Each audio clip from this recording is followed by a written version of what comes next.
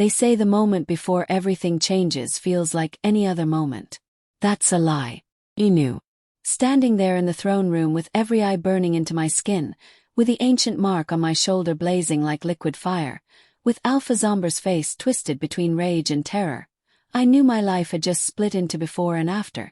What I didn't know was that the half-blood they'd spat on, the garbage they'd kicked to the gutters, carried the one bloodline that could bring their precious kingdom to its knees. My name is Tund.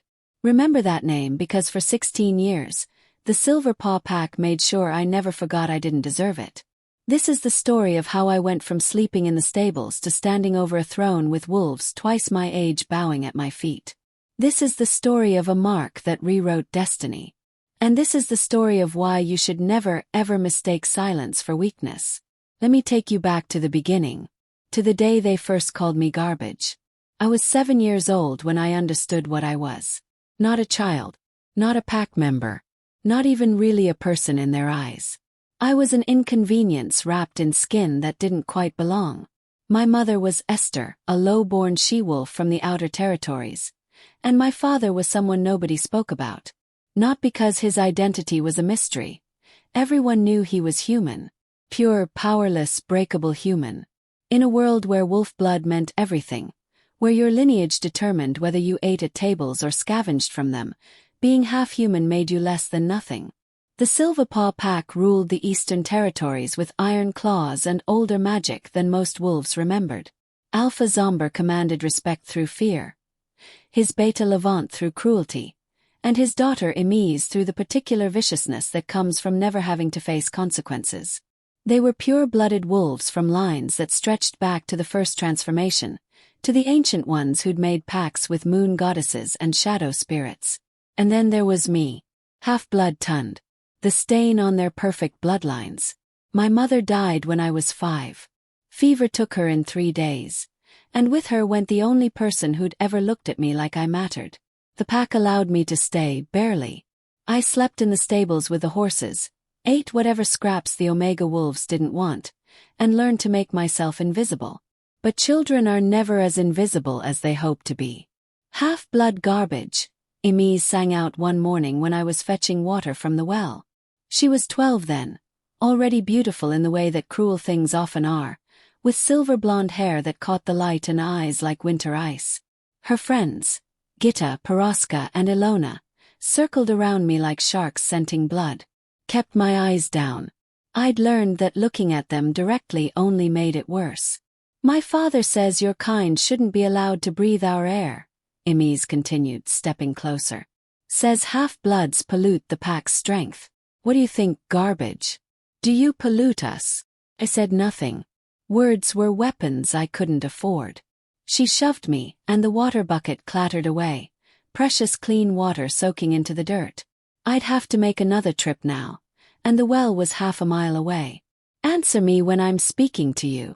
I'm sorry, I whispered, because that's what they wanted. Submission. Acknowledgement that they were better, stronger, worthier of the air we shared. Emiz smiled. You will be. She shifted then, a partial transformation that rippled claws from her fingernails. She drew them across my forearm, for parallel lines that welled with blood. Not deep enough to scar, but deep enough to hurt. Deep enough to remind me. That's for wasting pack resources, she said sweetly. Don't let it happen again, half-blood. They left me there in the dirt, bleeding and humiliated, and I learned another lesson that day. Pain becomes normal when it's all you know.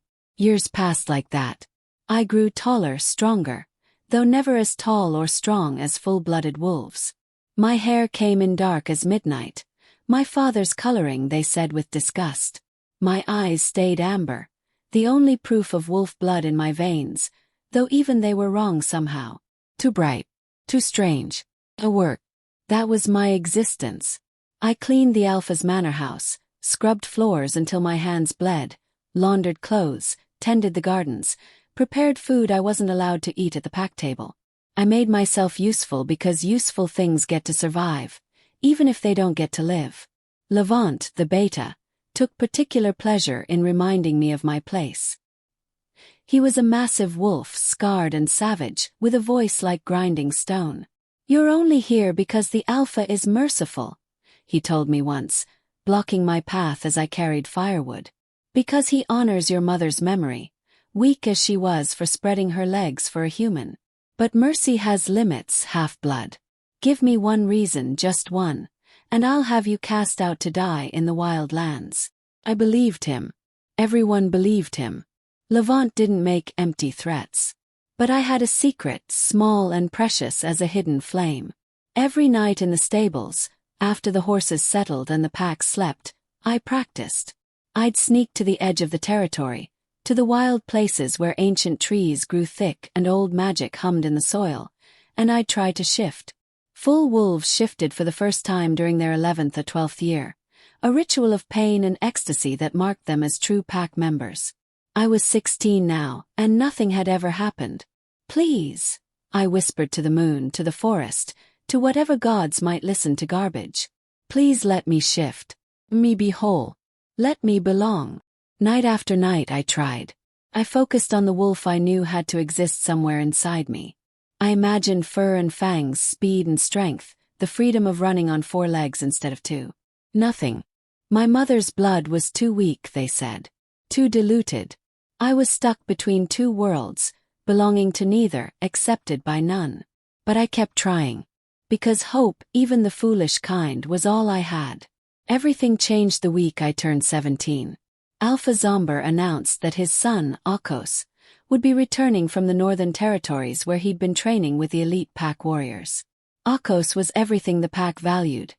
Powerful, pure-blooded, destined to be Alpha after his father. I'd only seen him a handful of times in my life, usually from a distance, and he'd never noticed me. Why would he? I was furniture, scenery, half-blood garbage. The pack prepared a massive celebration. I spent 3 days cleaning, cooking, decorating, my hands raw and my back aching. Emise made sure I understood that everything had to be perfect. "If you embarrass us in front of my brother," she hissed, "I'll make you wish you'd died with your pathetic mother." The celebration filled the great hall with noise and bodies and the rich smell of roasted meat. I served drinks, cleared plates, stayed invisible. The pack wolves laughed and drank and celebrated their prince's return while I moved like a ghost through their joy. Then Akos entered. I'd remembered him as just another pure blood, another wolf who looked through me like I was glass. But he'd changed. He moved with liquid grace, power contained in every step, and his eyes, dark as storm clouds, swept across the room with an intelligence that made me instinctively duck behind a serving table. "My son," Zomber's voice boomed. "Come, sit at my right hand." The celebration intensified. I focused on my work, on staying unnoticed. But then something strange happened. I was carrying a tray of empty glasses toward the kitchen when a sensation rippled across my left shoulder blade. Not painful, but insistent, like someone had pressed a warm hand against my skin. I stumbled, nearly dropping the tray. The heat intensified. It spread across my shoulder, down my arm, and with it came a tingling that made my amber eyes water. I pressed against the wall, confused and frightened, my heart hammering. What was happening? "You there!" Levant's voice cut through the noise. "Half-blood. Stop lurking and clear the Alpha's table." I forced myself to move, to breathe through whatever this was. The heat on my shoulder pulsed now, rhythmic like a heartbeat. I approached the Alpha's table with my tray, eyes down, hands trembling. "Pathetic," Emise muttered as I reached for her glass. "Can't even hold a tray steady." The heat exploded into fire. I cried out, dropping the tray. Glass shattered across the floor as I grabbed at my shoulder, certain my skin must be burning, melting, that I was dying.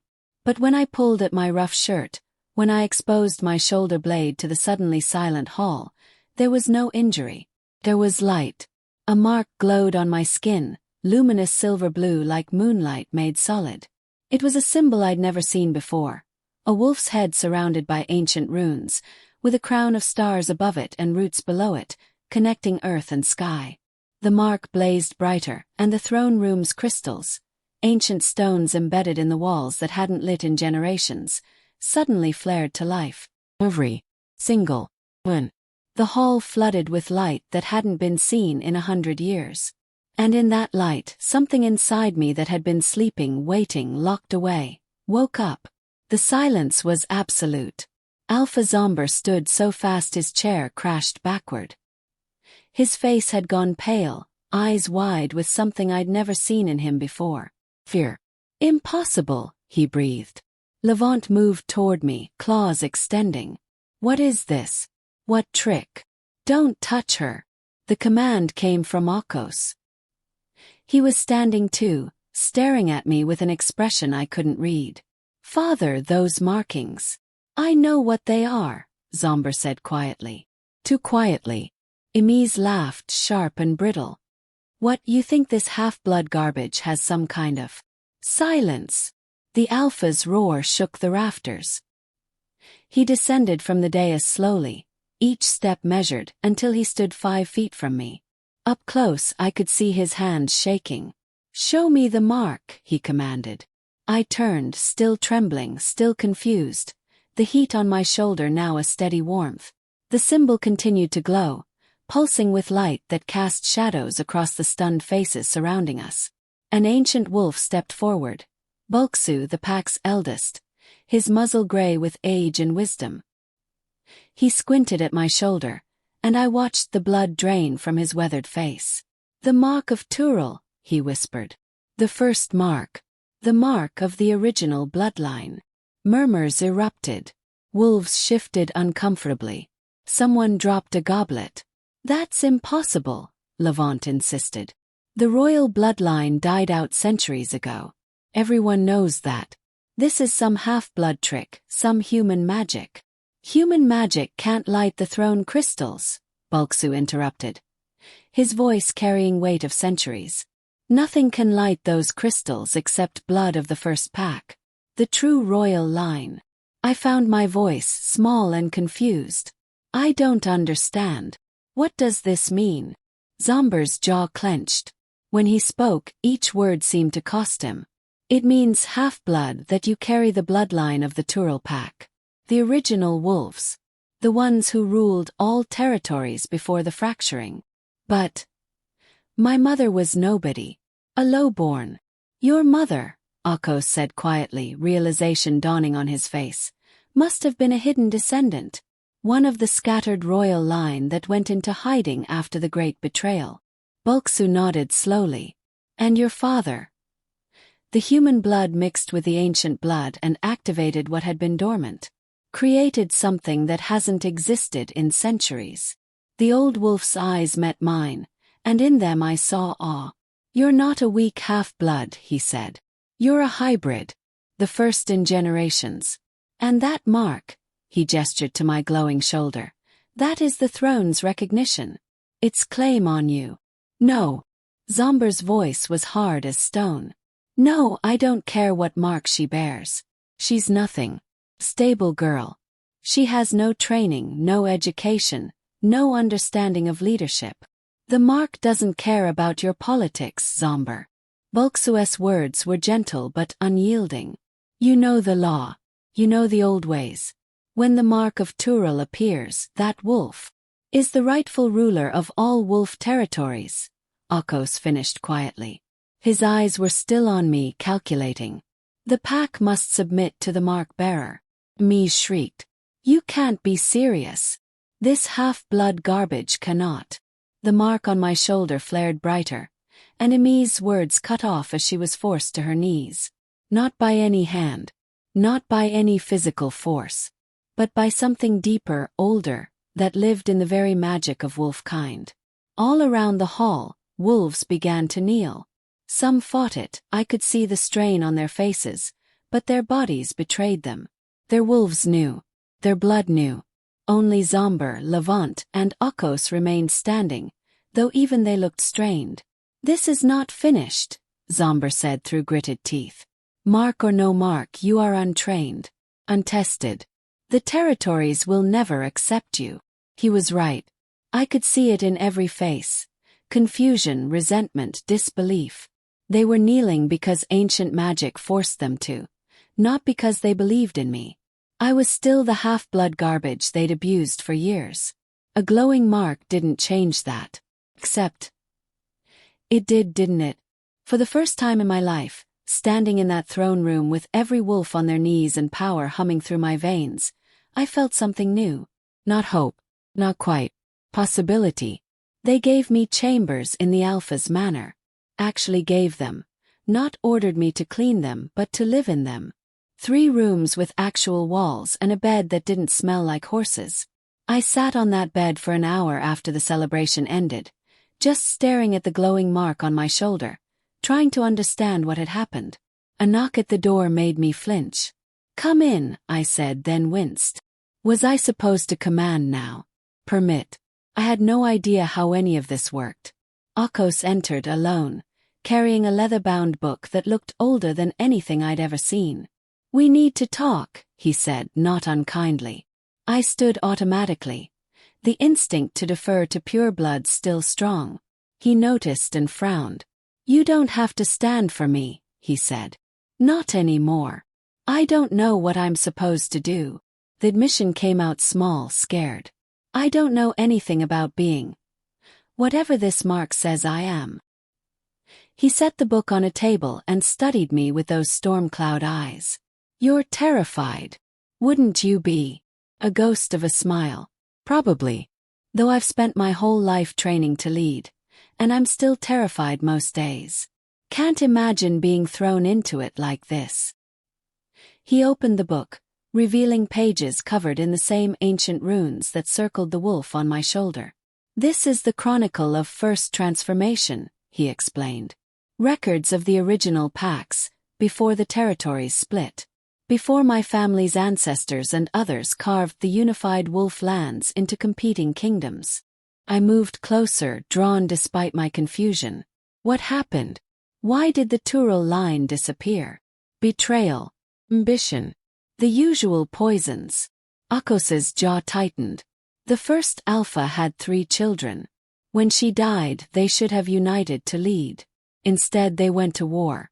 2 of the children died in the fighting. The third, your ancestor, fled with her surviving family and hid among the low-born packs, disguising their heritage to protect what remained of the line. So my mother really was descended from the first Alpha, yes. Though I doubt she knew. The knowledge was deliberately erased, the bloodline buried so deep that only deathbed whispers kept it alive. He traced one of the runes. But blood remembers, even when memory doesn't. And when ancient wolf blood mixed with human, it activated the dormant mark, I finished. Made me into something new. Something that hasn't existed since the very beginning, Akos confirmed. A hybrid. Human adaptability and intelligence combined with the oldest, most powerful wolf magic. The throne crystals only light for blood of the first Alpha. They recognize you as the rightful heir to all the territories. I sank into a chair, overwhelmed. Your father will never accept this. No, Akos agreed quietly. He won't. Neither will most of the pack. You're asking them to submit to everything they've been taught to despise. I'm not asking anything. I didn't ask for this mark, I didn't ask to. I know. His voice was gentle. But you have it anyway. Which means you have a choice to make. I looked up at him. What choice? You can run. Take whatever you can carry and disappear into the wildlands. Let my father keep his power. Let everything go back to how it was. He paused. Or you can fight. Learn what you need to learn. Claim what the mark says is yours. They'll kill me if I try, I whispered. Your father Levant Emise. They'll find a way. They'll try, Akos said. Which is why you'll need allies. Who would ally with half-blood garbage? He smiled then, sharp and surprising. Me. I stared at him. Why would you help me? I'm taking everything you were supposed to inherit. Because everything I was supposed to inherit was built on lies and stolen power. Akos moved to the window, looking out over the packlands. Do you know what my father did to become Alpha? I shook my head. He challenged the previous Alpha, Hunair, a good wolf who led with wisdom rather than fear. Challenged him to ritual combat for leadership, then poisoned him the night before so he couldn't defend himself properly. My father tore out his throat in front of the entire pack. The casual way he said it made my stomach turn. I was 10 years old, Akos continued. Old enough to understand what I'd seen. Old enough to know my father was a murderer. But I was a child and pure-blooded, and everyone told me this was how leadership worked. Strength over honor. He turned back to me. I've spent the last 6 years in the Northern Territories learning to lead.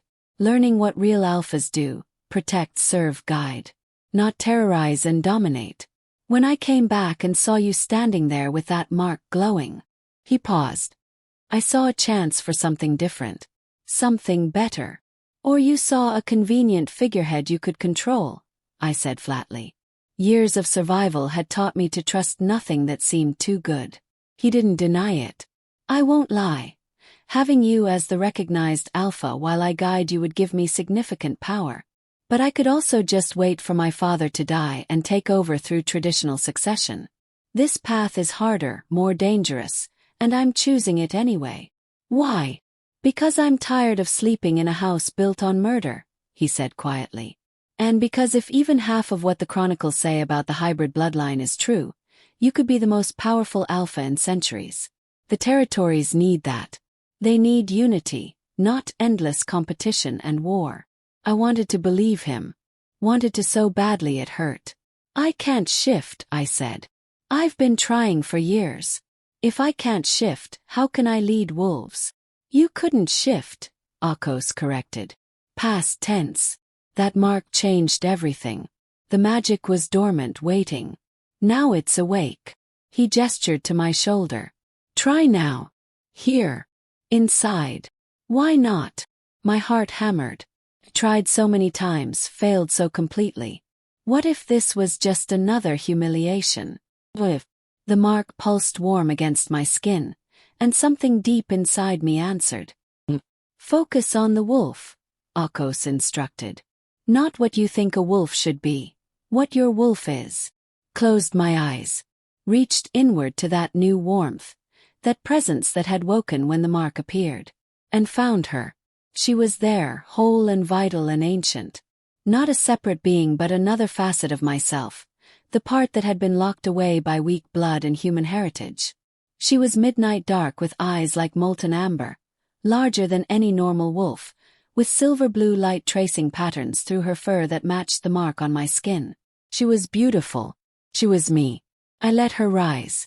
The transformation hurt. My first shift, bones breaking and reforming, muscles tearing and rebuilding.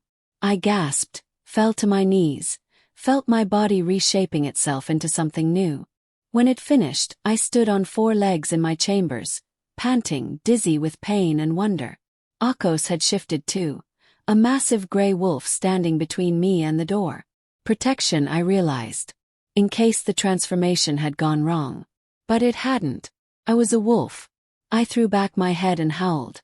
Joy and triumph and 17 years of suppressed wildness pouring out in a sound that shook the manor's foundations.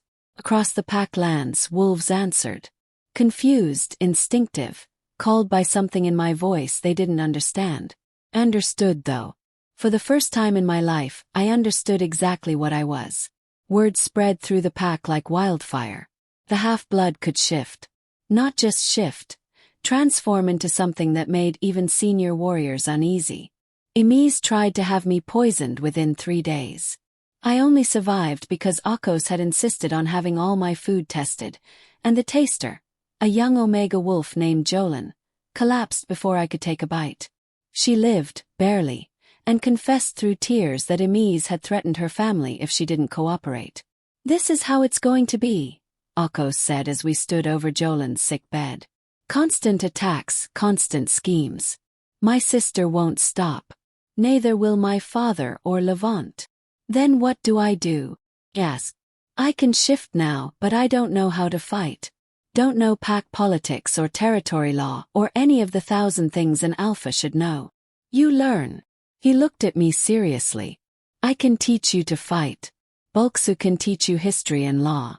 But the rest, leadership, commanding respect, becoming someone wolves will follow instead of just fear, that has to come from you. He was asking me to become someone I'd never been allowed to be. I thought about Jolin, poisoned for refusing to kill me. I thought about my mother, dead from a fever that a pack healer could have cured if she'd been considered worth saving. I thought about 16 years of scraping and bowing and bleeding. Teach me, I said. The training was brutal. Akos woke me before dawn every day and ran me into the ground. Combat training in both human and wolf form, until my muscles screamed and my wolf side learned to move with the grace that came naturally to purebloods. You're stronger than you should be, Akos noted after I accidentally broke a training dummy in half. The hybrid blood gives you advantages pure wolves don't have. But you're also less durable. You heal faster than humans, slower than full wolves. You need to be smart about when to take risks. Bulksu taught me history, the rise of the first packs, the fracturing the current territories and their alphas.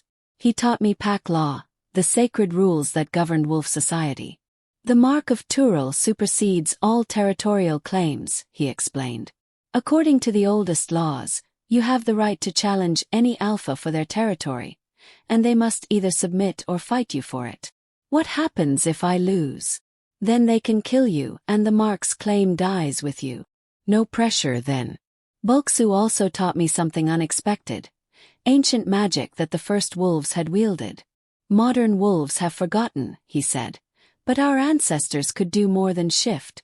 They could speak to the moon, command the wild, bend reality itself through sheer will and connection to the primal forces. He taught me to sense other wolves' emotions, to project my own will, to draw on the earth's energy when my own ran low. I was clumsy at first, but the mark on my shoulder seemed to accelerate my learning, as if the magic recognized me and wanted to be used. Jolin, recovered from the poisoning, became something I'd never had before. A friend. She brought me meals, helped me understand pack dynamics, warned me about wolves who couldn't be trusted. Why do you help me? I asked her one evening. You almost died because of me. Not because of you, she corrected gently. Because of Emi's cruelty. And I help because you're the first person in power who's ever asked me what I thought. The first who's treated me like I matter. Simple words, but they highlighted something important. I wasn't just fighting to survive anymore. Other wolves were watching, hoping, wondering if I might actually change things. I couldn't let them down. 6 weeks after the mark appeared, Alpha Zomber called a territory gathering. Every wolf in the Silverpaw lands came to the Great Hall. Hundreds of them, packed tight, tension crackling in the air. I stood near the throne, Akos at my right shoulder, while Zomber sat in the seat that the mark said belonged to me. We are here, the Alpha announced, his voice carrying to every corner, to address the matter of this mark and what it means for our pack. I'd expected this. We'd prepared for it. The chronicles speak of the mark of Tural, Zomber continued, and the old laws regarding royal bloodlines.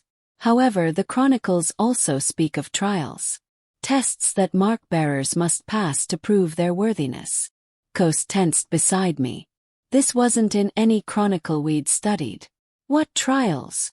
I called out, keeping my voice steady. Zomber smiled like a wolf scenting wounded prey.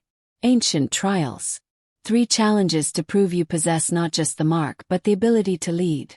Strength, wisdom, and sacrifice. And if she refuses? Kos demanded. Then she acknowledges the mark alone isn't enough. That she's unfit to rule. And I remain alpha of these territories. Clever. If I refused, I looked weak. If I accepted, I'd be walking into challenges Zomber had specifically designed to destroy me. The trials haven't been invoked in 200 years, Bulksu protested from the crowd. They're considered obsolete. Are you saying our ancestors' wisdom is obsolete, Elder? Zomber's tone was dangerous. I accept, I said before Bulksu could respond. Every head turned toward me. Akos hissed. Tund, we don't know what he's planned. I know. But if I don't accept, everything we've worked for dies here. I stepped forward, meeting Zomber's eyes. Name your trials, Alpha. His smile widened. 3 days from now. The first trial, strength. You will face our strongest warrior in ritual combat. To the submission or death. My stomach dropped. I'd been training for 6 weeks. Their strongest warrior had been training for decades. 2 weeks after that, the trial of wisdom. You will be given an impossible situation, a crisis that requires an alpha's judgment. How you handle it will prove whether you have the wisdom to lead. And he would control that situation completely, I realized. Could manufacture it to guarantee my failure. And finally, 1 month from now, the trial of sacrifice. You will be asked to give up what matters most for the good of the pack. What mattered most had nothing. I looked at Akos, and understanding flickered between us. They'd make me give up my only ally, my only chance. And if I pass all 3, yes, then I will step aside, Zomber said, and you will take your place as alpha of the Silverpaw territories. He was lying. I could hear it in his voice, see it in the set of his shoulders.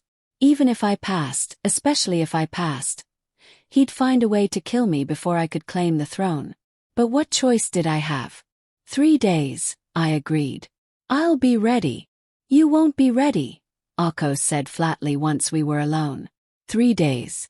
It takes years to prepare for ritual combat, and you've had weeks. Then what should I have done? Refused and let your father win by default. He paced the chamber like a caged wolf. We need a strategy. The trial of strength. He'll pick Levant as your opponent. The beta is massive, experienced, and hates you. Can I beat him? Kos hesitated. In a fair fight. Well, you're good, but he's a veteran of dozens of dominance challenges. He knows every trick, every technique. So we make it unfair, I said. He stopped pacing, looked at me. What do you mean? The mark gives me access to magic that most wolves have forgotten. What if I use that? It would be seen as cheating. By who? Your father, who's rigging every trial. The pack wolves who've spent my whole life calling me garbage. I stood, felt the mark pulse warm on my shoulder. I've followed their rules my entire life, and it got me scraps and scars. Time to make new rules. Akos studied me for a long moment. Then he smiled, sharp and approving. Tell me what you need. The 3 days passed in a blur of preparation. Bulksu taught me everything he knew about combat magic. How to sense an opponent's movements before they made them, how to use the earth's energy to bolster my strength, how to project fear and dominance. The ancient wolves didn't just fight with claws and teeth, he explained. They fought with will and magic and connection to the primal forces. That's what makes the mark-bearer so dangerous. You're not bound by modern limitations. Jolene helped too, in unexpected ways. She knew Levant's fighting style from years of watching dominance challenges. He's aggressive, she said. Overwhelming force, brutal efficiency. He'll try to end it fast, use his size and strength to pin you immediately. So I need to be fast. Faster than you've ever been, she agreed. And smarter. He's used to opponents who fight like wolves. You need to fight like something else. Like a hybrid, I realized. Not quite wolf, not quite human. Something new. The night before the trial, I couldn't sleep. I stood at my window, looking over the pack lands I'd spent my life serving and suffering in, and tried to imagine what tomorrow would bring. A knock at my door. It was Akos, holding 2 clay cups that steamed in the cold air. Thought you might need this, he said, offering me one. Tea herbal and soothing. We stood in silence for a while, drinking. Are you afraid? He asked finally. Terrified, I admitted. But also, I don't know, angry. 16 years they treated me like I was nothing. Tomorrow I get to show them exactly what that nothing became. He smiled. I'm glad you're angry. Angry wolves fight harder. What about you? Yes. What happens to you if I lose tomorrow? My father probably marries me off to some other alpha's daughter to strengthen his alliances. Kos made a face. I spend the rest of my life pretending I don't know my father's a murderer and a tyrant. You could leave. Go back to the northern territories. I could, he agreed. But I won't. This is my pack, my home. Even if it's broken, I want to be here to fix it. He looked at me seriously. Which is why you can't lose tomorrow. No pressure, I said dryly. He laughed, and for a moment we were just two wolves sharing tea and conversation, not alpha and advisor plotting survival. Tund, he said after a while, his tone shifting to something more serious. Whatever happens tomorrow, know this, you're not garbage. You never were. The mark didn't make you worthy. It just made everyone else finally see what was always there. I felt tears prick my eyes, unexpected and hot. Thank you. He squeezed my shoulder, the one with the mark, and left me alone with my thoughts and my fear and my determination to survive one more day. The trial of strength took place in the pack's combat circle, a natural amphitheater carved into the hillside. Hundreds of wolves crowded the slopes, their eyes hungry for blood and spectacle. I stood in the center, wearing simple combat leathers, my dark hair bound back. The mark on my shoulder glowed faintly through the fabric, a constant reminder of what I was fighting for. Levant entered from the opposite side, and the crowd roared. He was even more massive in the combat circle, 7 feet of scarred muscle and calculated violence. His wolf was legendary, a beast that had killed 3 challengers in ritual combat. He smiled when he saw me, all teeth and malice. Half-blood garbage, he called out, loud enough for everyone to hear. I'm going to enjoy tearing you apart. Going to make it last, make you scream like your pathetic mother should have when she spread her legs for human filth. The crowd laughed. They wanted this. Wanted to see me broken and bleeding. Wanted proof that the mark was a mistake. I said nothing. Just felt the mark pulse warmer on my shoulder. Felt the ancient magic stir in my blood. Zomber stood on the high platform, playing at impartial judge. The trial of strength will continue until one combatant submits or dies. Shifting is permitted. Magic use is permitted, as it was in the ancient trials. There will be no interference. That last part was for Akos, I realized. If Levant was killing me, no one would step in. Begin. Levant shifted immediately, his human form exploding into the massive gray-brown wolf that had haunted pack challenges for decades. He was on me before I could breathe, jaws snapping toward my throat. I rolled aside, let his momentum carry him past. Felt his claws score my ribs. Superficial, painful, a warning. He spun faster than something that size should move, coming at me again. I shifted mid-dodge, my own transformation smooth now after weeks of practice. My midnight wolf was smaller than his, but faster, and the silver-blue light that traced through my fur seemed to confuse him for a crucial second. That second saved my life. I ducked under his lunge, used his own weight against him to throw him off balance. He crashed into the circle's stone wall hard enough to crack it. The crowd went silent. Levant recovered, shook himself, and I saw the calculation in his eyes. He'd expected an easy kill.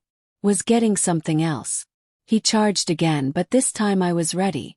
I reached for the magic Bulksu had taught me, felt it rise like a tide. I pushed my will into the earth beneath Levant's paws and felt the ground soften. Just slightly, just enough. His next step sank deeper than expected. His rhythm broke. He struck. My jaws found his shoulder, not deep enough to cripple but enough to hurt, to bleed, to show the watching pack that I could wound their champion. He howled rage and surprise, and threw me off with pure strength. I hit the ground hard, felt ribs crack, tasted copper. Pain. Just pain. Could handle pain. Levant circled me, blood dripping from his shoulder, eyes murderous. Clever trick, half-blood. Won't save you. He was right. I couldn't win through strength alone. He was too big, too experienced, too brutal. So I'd have to win through being something he'd never fought before. I shifted back to human form. The crowd gasped. In ritual combat, human form was considered a surrender. Weaker, more vulnerable, already defeated. Levant laughed, a sound like grinding stone. He shifted too, wanting the satisfaction of killing me as a man kills. Foolish, he growled, stalking toward me. Die knowing you were. I hit him with every ounce of will and magic I possessed. Not physical force. Mental. Emotional.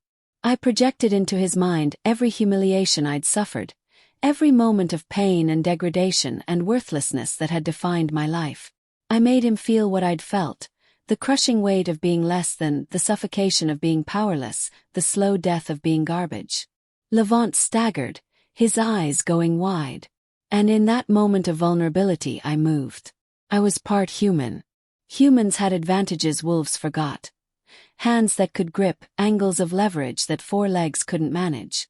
I grabbed his extended arm, used a throw Akos had drilled into me 100 times, and sent all 300 pounds of him crashing to the ground. Before he could recover, I had my knee on his throat and a sharp rock from the circle's edge pressed to his jugular. "Submit," I said quietly. For his ears only. "Submit, or I'll kill you and take your place as beta. Your choice." He could have fought. Probably should have. But I saw the moment he realized he'd lost. Not just the fight but the psychological war. He'd underestimated garbage, and garbage had destroyed him. "I submit," he gasped.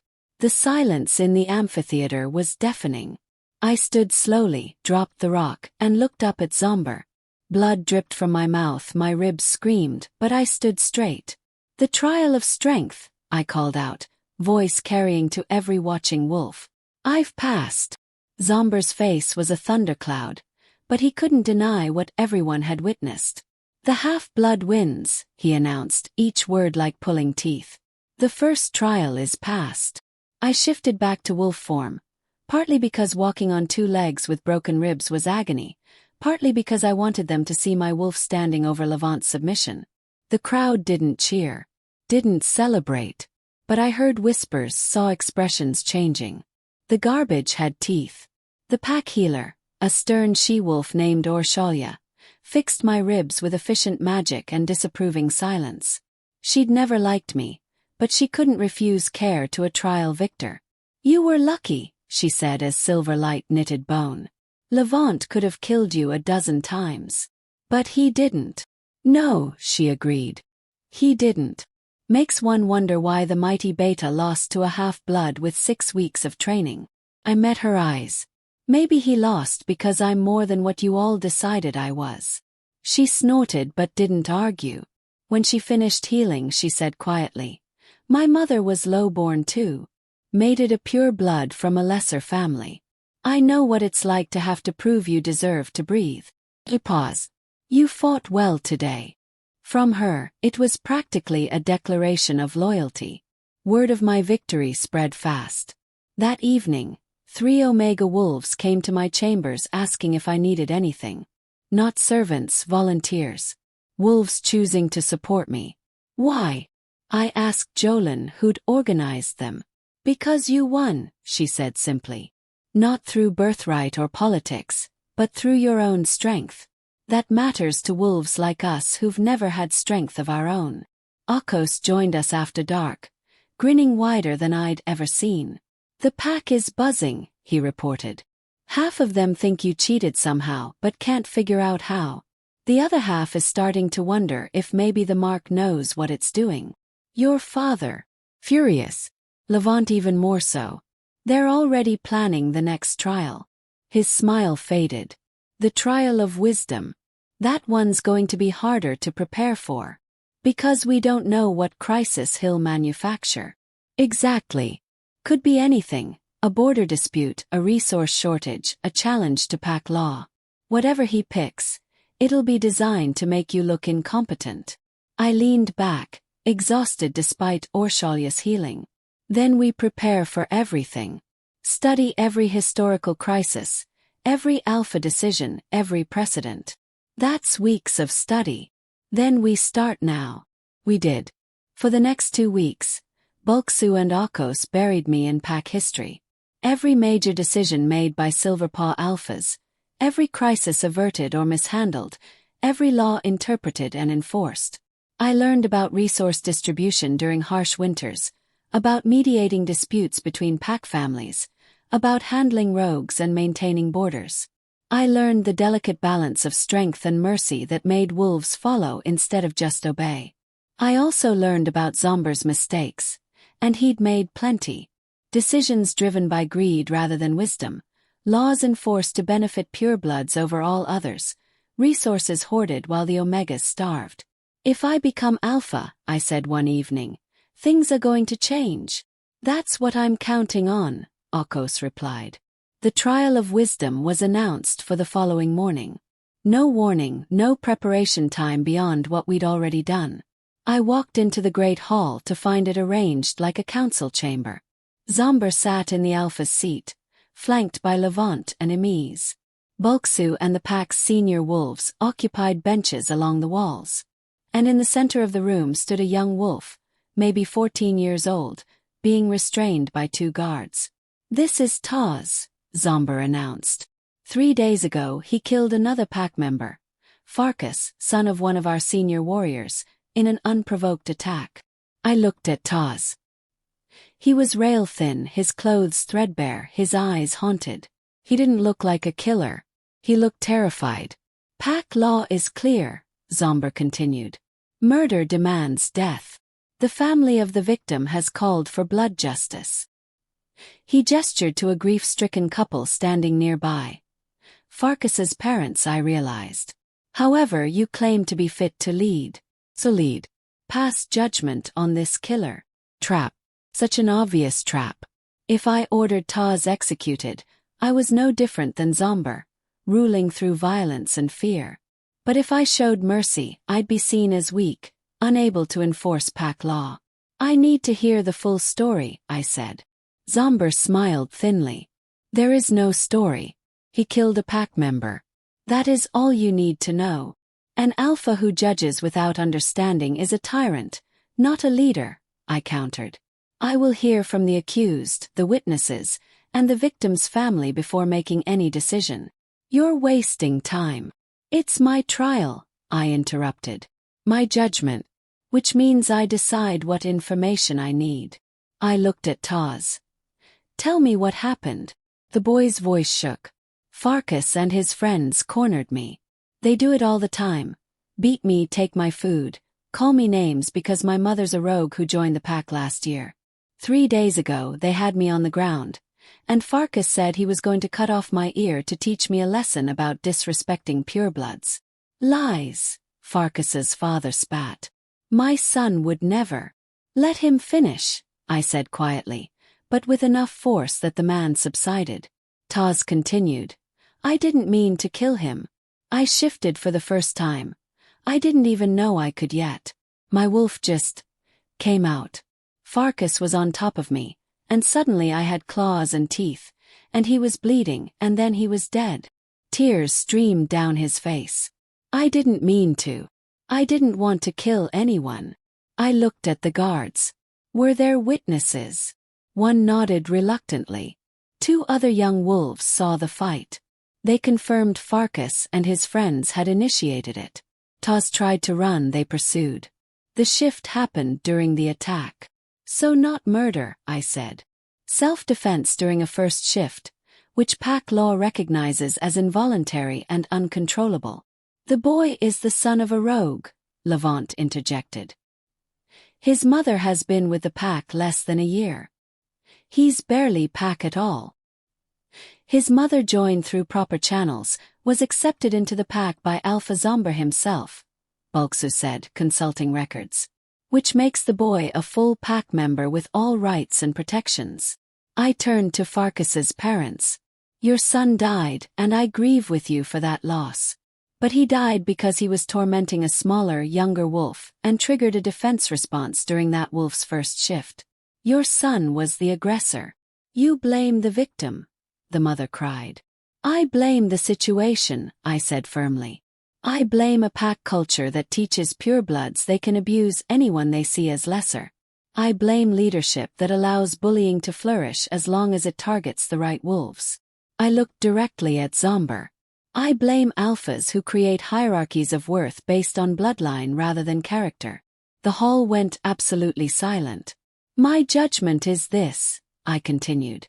Taz acted in self-defense during an involuntary shift. He is guilty of no crime and will face no punishment. However, he will undergo combat training and counseling to help him control his wolf. The families who lost their son in this tragedy will receive compensation from pack resources and my personal apology for their pain. That's not justice, Farkas's father protested. No, I agreed. Justice would be preventing situations like this from happening in the first place. Justice would be teaching your son that all pack members deserve respect regardless of their blood status. But since we can't change the past, we have to build a better future. I looked at Zomber. This is my judgment. Do you challenge it? He wanted to. I could see it in every line of his body. But Bulksu and several other senior wolves were nodding, acknowledging that my interpretation of pack law was sound. The trial of wisdom has been passed, Zomber said through gritted teeth. Your judgment stands. As the hall emptied, Taz approached me cautiously. Thank you, he whispered. They would have killed me. They would have murdered you, I corrected. And called it justice. That's going to change. Meant it. With every fiber of my being I meant it. 1 month until the trial of sacrifice. 30 days to prepare for whatever Zomber would demand I give up. But something shifted in the pack during that month. Wolves who'd ignored me before started nodding when I passed. Omegas brought gifts. Small things, a woven bracelet, a carved stone, tokens of respect and hope.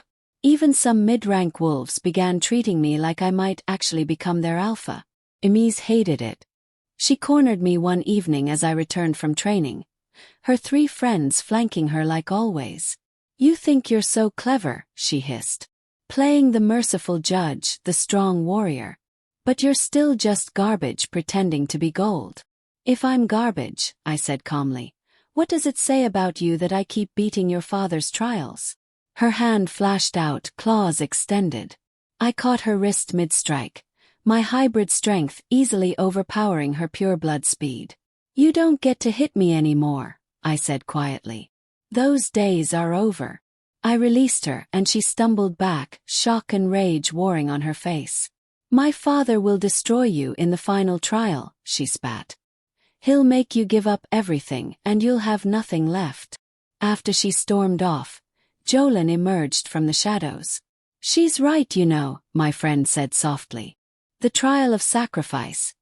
He's going to make you choose between the throne and something you can't bear to lose.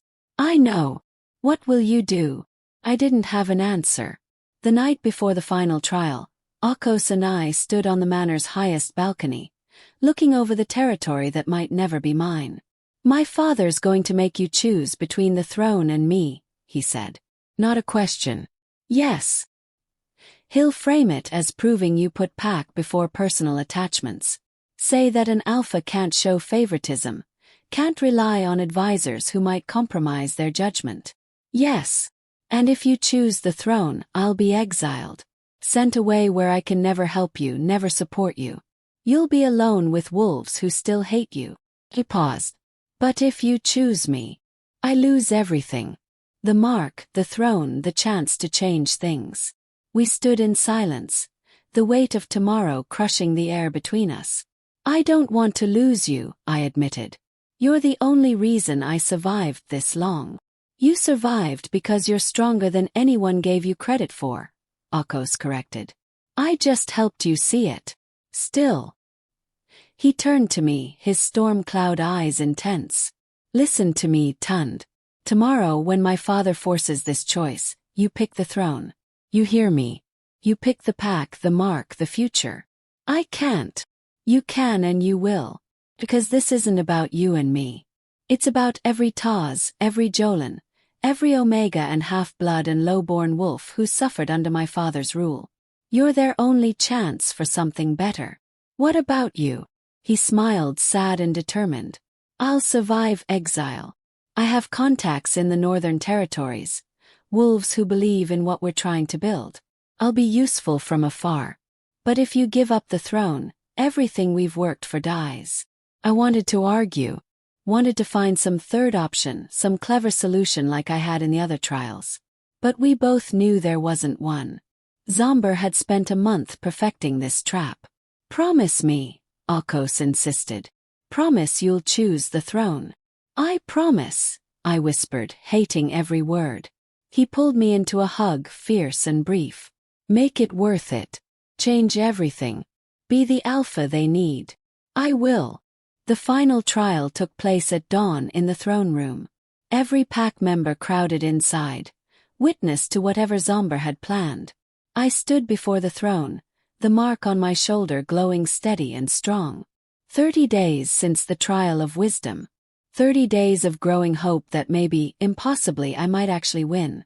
Zomber descended from his seat, Levant and Emiz flanking him.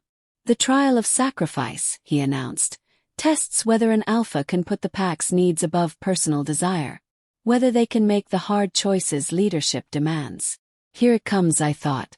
You have grown close to my son, Zomber continued. Akos has served as your advisor, your trainer, your confidant. Some might even say he has too much influence over you. I kept my face neutral, gave him nothing. An alpha must be impartial.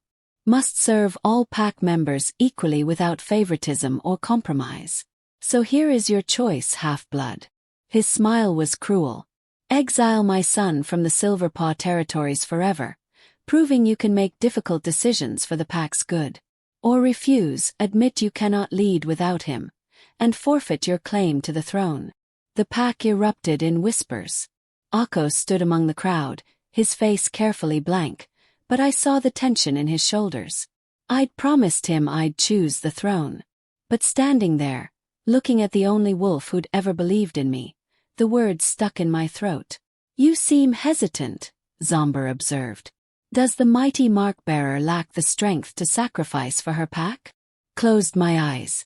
Reached deep inside to where the mark lived, where ancient magic and hybrid blood mixed into something new. And I felt it, the response I'd been searching for. The mark pulsed warm on my shoulder, and suddenly I understood something crucial. The trial wasn't about making the choice Zomber wanted. It was about understanding what real sacrifice meant. Open my eyes. I accept the trial of sacrifice, I said clearly. And I choose to sacrifice something that actually matters. Zomber frowned. That's not how this works. No, this is exactly how it works. I stepped forward, feeling power build in my veins. You want me to exile Akos to prove I can make hard decisions. But exiling him would be the easy choice. He has resources, connections, support in the north. He'd survive and probably thrive. I turned to face the assembled pack. Real sacrifice means giving up something that costs you, not something that costs someone else. So here's my sacrifice. If I become alpha, I give up the right to ever bear children. Gasps echoed through the hall. Even Akos looked shocked. My hybrid bloodline is unique, I continued. Potentially powerful. Some of you might hope I'd produce heirs to continue that power. By sacrificing my right to children, I sacrifice any dynasty, any legacy beyond what I build in my lifetime. I prove that I serve this pack, not my own bloodline. That's not, Zomber started. Furthermore, I spoke over him. I sacrifice my right to personal wealth. Any resources that would traditionally go to the Alpha's personal use will instead be distributed to the Omega Wolves and lower-ranked families. I'll live simply, take no luxuries, hoard no power. The Omega Wolves in the crowd were staring at me with something like wonder. And finally, I said, feeling the mark burn hotter, I sacrifice my safety. I will live without personal guards, without special protection, accessible to any pack member who needs their alpha. If that makes me vulnerable to assassination, so be it. I'd rather die serving than live separated from those I lead. The throne room's crystals blazed brighter, responding to the mark's recognition that yes, this was true sacrifice. These are my sacrifices, I said, looking directly at Zomber. Things that cost me personally, that limit my power, that prove I serve rather than rule. Your trial demanded sacrifice, Alpha. I've given 3. Bulksu stepped forward, his ancient voice ringing clear. The trial of sacrifice has been passed. The mark recognizes true giving. The 3 trials are complete. No, Zomber snarled. She twisted the rules. She understood them better than you did, Bulksu interrupted. Sacrifice isn't about causing pain. It's about giving up what you want for what others need. She has proven her worthiness. The pack was murmuring, and I heard a new tone in it. Not just surprise or uncertainty, but approval. Even respect. Zomber's face went purple with rage. I am still alpha of this pack. I don't care what the trials say. The trials are sacred, Bulksu said firmly. Every wolf here witnessed them. Ches passed all 3. By pack law older than your authority, you must submit or challenge her directly for the throne. The hall went deadly silent. This was it. The moment everything had been building toward. Zomber could submit, step aside, let me become alpha peacefully. Or he could challenge me to combat to the death. I saw the calculation in his eyes, the rage warring with strategy. He'd seen me fight Levant, knew I was stronger than expected. But he was alpha, had been alpha for years, had killed to take the throne the first time. I challenge, he said. Ritual combat for the throne. Tomorrow at sundown. They gave me a day to prepare, but what preparation could matter? I'd be fighting a wolf who'd held power for decades, who'd murdered to gain the throne, who had everything to lose. Akos found me in the training yard after dark, moving through combat forms by moonlight. You don't have to accept the challenge, he said. You could declare the trials complete, claim the throne without fighting him, and spend my entire reign with wolves saying I stole it, that I was too weak to face him. You could die tomorrow. I could, I agreed. But if I don't fight, nothing changes. He remains alpha, and every omega, every half-blood, every wolf who suffered under his rule continues suffering. Tunned. I meant what I said during the trial. I stopped moving, faced him. The sacrifices. I meant all of it. I know. He moved closer. That's what scares me.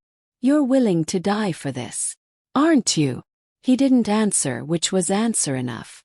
We trained until dawn, working through scenarios and techniques. Bulksu joined us, teaching me one final piece of ancient magic. How to draw on the mark's power directly, channel it into strength and speed and will. It will cost you, he warned. The mark's power isn't unlimited. Use too much and you could burn out completely. How much is too much? You'll know when you're dying. Wonderful. Jolin brought me food that I couldn't eat, clothes prepared for the ritual combat. Black leather marked with a symbol from my shoulder. A pack craftsman had created them overnight, a gift from the Omega Wolves.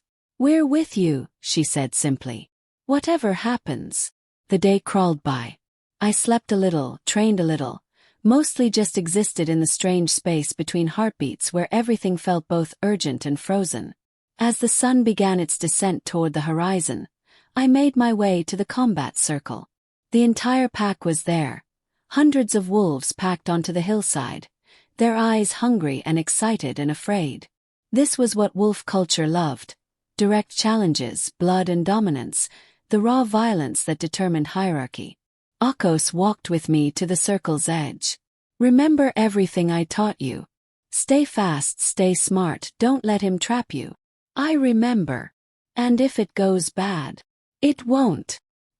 He looked like he wanted to say more, but there was no more time. Zomber was entering the circle from the opposite side, already shifted to his wolf form. He was enormous, gray-black with silver streaks, scarred from dozens of fights. The wolf of a killer. I stepped into the circle and let the transformation take me. My midnight wolf with her silver-blue tracings emerged, smaller but faster, marked by magic he couldn't match. Bulksu stood at the circle's edge, ancient and impartial. This is ritual combat for alpha dominance. It ends with submission or death. The pack will honor whoever emerges victorious. Begin. Zomber attacked immediately, no warning, no circling. Pure aggression designed to overwhelm. I barely dodged, felt his teeth snap shut where my throat had been. He was faster than Levant, more experienced, more brutal. We crashed together in a tangle of fur and fangs. Pain exploded along my flank. He'd scored deep, blood flowing hot. I twisted, got my jaws around his foreleg, bit down hard. He roared and threw me off. I hit the ground, rolled, came up limping. This was bad. He was better than me, stronger than me, more willing to kill than I'd ever be. But I had something he didn't. I reached for the mark's power, felt it surge through me like liquid lightning. Suddenly I was faster, stronger. My wounds closing as ancient magic accelerated my healing. I struck like a shadow, my teeth finding his shoulder, tearing. He howled and spun, but I was already gone, circling, striking again. His haunch, his neck. Quick hits designed to bleed and tire. He caught me on the third strike. His massive jaws closing on my back leg. Bone crunched. I screamed, felt the leg go useless. The mark's power flared hotter, burning through my reserves, but I didn't care. I twisted impossibly, bit down on his ear, and tore it half off. Zomber released me, stumbling back, blood pouring from the wound. We stood there, both injured, both panting, circling on 3 functional legs each. The pack was screaming, but I couldn't hear individual voices. Just noise, just bloodlust and excitement. Zomber shifted tactics. Instead of raw force, he went for precision. Targeting my already damaged leg, forcing me to move awkwardly, setting up a killing blow. I felt it coming, the moment where he'd commit fully, where he'd go for my throat and either succeed or leave himself open. The mark burned so hot now I could barely think. Too much, Bulksu had warned. You'll know when you're dying. He knew. But I needed just a little more. Just enough for one final move. Zomber lunged, jaws wide, going for the throat. Kill strike. Certain victory if it landed. I dropped flat, let him sail over me, and as his belly passed overhead, I reached up with every ounce of mark-fueled strength and tore. Claws like blades, powered by ancient magic and desperate will, opened him from chest to groin. He crashed to the ground behind me, shift already beginning as his wolf form failed. I stood on 3 legs, vision blurring, the mark's power exhausted completely. My own healing had stopped. The leg he'd crushed throbbed with agony that would have made me pass out if I wasn't so focused on staying conscious. Zomber lay in human form, one hand pressed to the massive wound in his abdomen. Not immediately fatal, but bad. So bad. Submit, I said, my wolf's voice somehow carrying to every watching soul. Submit and I'll have you healed. You'll live. You'll just no longer be alpha. His eyes burned with hate. Never. I'll die first. Don't be stupid. I killed to take this throne, he said, blood bubbling between his words. I won't live as anything less than alpha. Won't be powerless. Won't submit to half-blood garbage. I shifted back to human form, ignoring how much it hurt. Limped the 3 steps to where he lay. You're dying because you can't imagine a life where you don't dominate others, I said. That's not strength, Zomber. That's weakness. That's fear. You know nothing about strength, he gasped. I know more than you ever did. I looked up at Bulksu. Get Orsholya. He needs healing. If he refuses to submit, Pack law says he chose death, the elder said. You don't have to. I'm not asking what Pack law says. I'm telling you what I decide. Get the healer. Orsholya pushed through the crowd, her hands already glowing with healing magic. She knelt beside Zomber, assessment quick and professional. He'll live if I work fast, she said. But he has to want to live. Has to accept the healing. Zomber's eyes met mine, and I saw the war there. Pride versus survival. Power versus breath. I don't want to kill you, I said quietly. I never did. I just want to be alpha of a pack that doesn't destroy its own people for being different. But that choice is yours. Live and watch me build something better. Or die proving you'd rather have death than change. For a long moment I thought he'd choose death. Thought his pride was too great. His ego too massive. Then his hand lifted from the wound. Submission. Permission. I yield the throne, he whispered. The half-blood wins. The pack roared, some in triumph, some in shock, some in what might have been approval. Orshalia's magic flared bright, sealing the wound, pulling Zomber back from the edge of death. And I, standing on 3 legs with my own blood pooling beneath me, looked up at the throne room visible from the combat circle. The throne room where crystals still blazed with ancient light. The throne room where everything had changed. The mark recognizes Tund as Alpha of the Silverpaw territories, Bulksu announced, his voice ringing across the hillside. Let all witness. Let all submit. A new age begins. Wolves began to kneel. Some quickly, some reluctantly, but they knelt. Even Levant. Even Emise, though her face twisted with humiliation. Akos was there suddenly, supporting my weight, keeping me upright. You did it, he breathed. You actually did it. We did it, I corrected. Then to Orshalia. How bad is my leg? Bad enough that you're going to let me heal you before you try anything stupid, she said firmly. Sit down, Alpha. Let your people see that even leaders need help sometimes. Alpha. She called me Alpha. I sat, let her work her magic on shattered bone and torn muscle, and looked out at my pack. These wolves who'd hated me, abused me, called me garbage for 16 years. They were mine now. My responsibility. My people. And I was going to change everything. Epilogue. 3 months later. The Omega Wolves had their own section of the manor now, rooms as comfortable as anyone else's.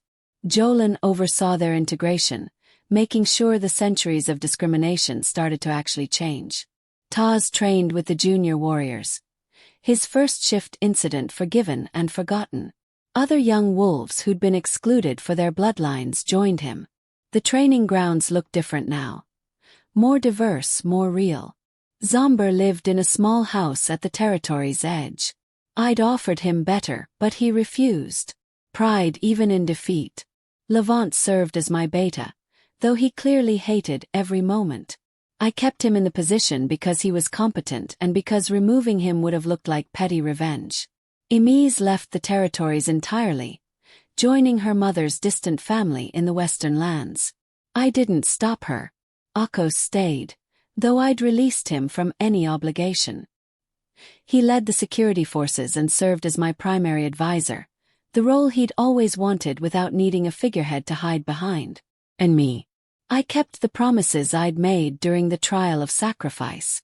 Lived simply, kept no personal guards, distributed resources to those who needed them most. The pack grumbled about some changes, celebrated others, but slowly, so slowly, I saw shifts in attitude. Half-bloods weren't automatically relegated to the lowest ranks anymore. Lowborn wolves had voices in pack decisions. Children like Taz grew up knowing their worth wasn't determined by who their parents were. It wasn't perfect. Change never is. But it was better. The mark on my shoulder still glowed sometimes, usually when I made difficult decisions or faced resistance. A reminder that I carried something older and deeper than modern prejudices. One evening, standing on the manor's balcony overlooking the territory, Akos joined me.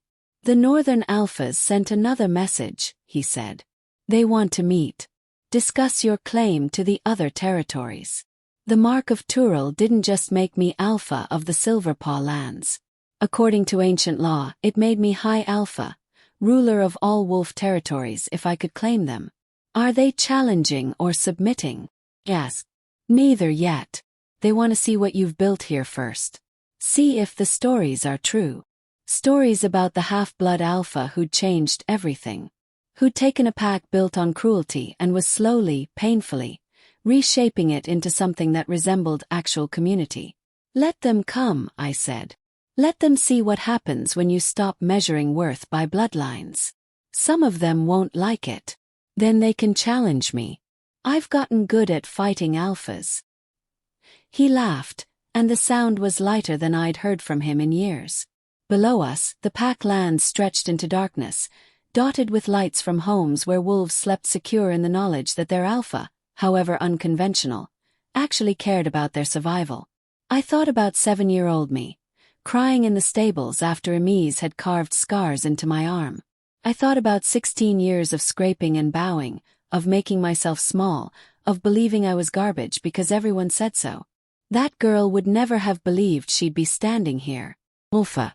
Leader. Powerful. But that girl had survived long enough to discover the truth. That worth isn't given by others. It's claimed by yourself. The mark on my shoulder pulsed warm, approving. Ancient magic recognizing the strength that had always been there, just waiting for someone to acknowledge it. What are you thinking? Kos asked. That I'm not garbage, I said simply. That I never was.